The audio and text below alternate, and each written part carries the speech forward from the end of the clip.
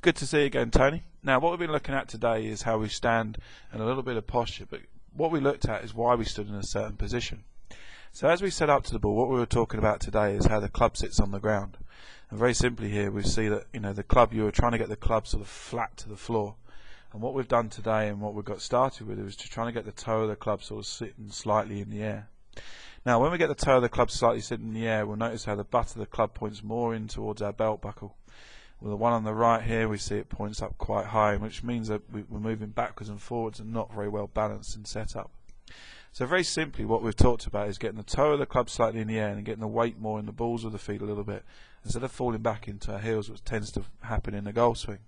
And what happens is from then, as we come into the golf ball, we're getting that very much of a heel strike. So once we're set up in this better position, and we talked about a slightly, very simply, a bit of a sort of a 90-degree angle from this shaft and club.